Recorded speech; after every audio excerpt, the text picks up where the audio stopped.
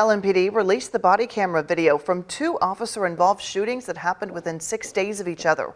The first happened near Churchill Downs on December the 8th when officers attempted to make a traffic stop. The second, a tense standoff in the Portland neighborhood on December the 14th. What police call a hostage situation that turned deadly. Well, LMPD Deputy Chief Paul Humphreys saying that shooting was an unwinnable situation. Police say they were called to the home on North 25th Street to a domestic situation. A woman had called 911 saying her brother was in the house on drugs and had a gun. Well, police later identified that man as 30-year-old Kenneth Clark. When officers arrived, they learned Clark had taken 23-year-old John Robinson Jr. and two other people hostage.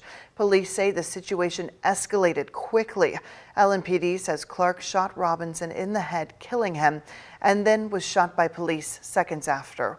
We're told Clark is still in the hospital in critical condition. Senior reporter Isaiah Kim Martinez and photojournalist Jessica Farley covered this news conference this afternoon. Seeing LMPD walk us through that body camera footage, and Isaiah, much of it is very difficult to watch. Shay, really difficult. Deputy Chief Humphrey says he can't recall any body cam footage quite like this in his entire career, just gut-wrenching moments when a young man lost his life. And the question of whether anything could have been done differently to save him is quite difficult to answer tonight. 121 Baker, it's escalating up there. We might have to move up. Really, there's only three decisions you can make at this point, right? They can sit there and do nothing, wait for the SWAT team to show up, which might be somewhere between 15 minutes, 45 minutes, an hour before we get that level of resources there.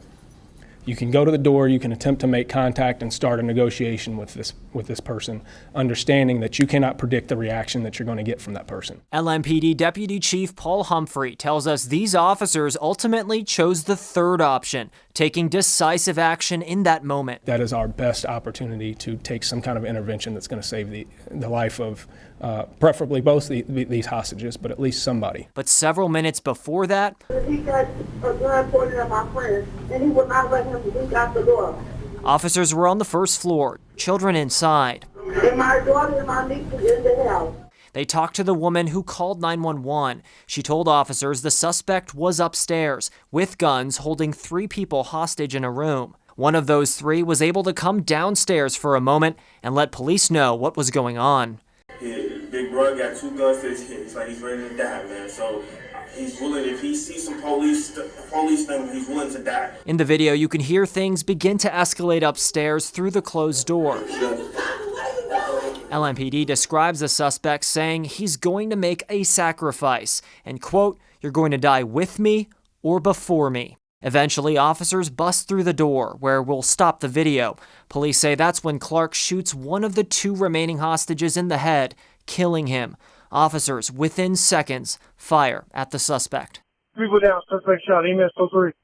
Is there anything the officers could have done differently to potentially save the life of the hostage that lost their life? I will tell you from my experience, this was an unwinnable situation for those officers. You are not going to take the most experienced SWAT officer in the world and win that gunfight. That person had set that situation up in a circumstance that we were not given an opportunity to be able to prevent that from happening.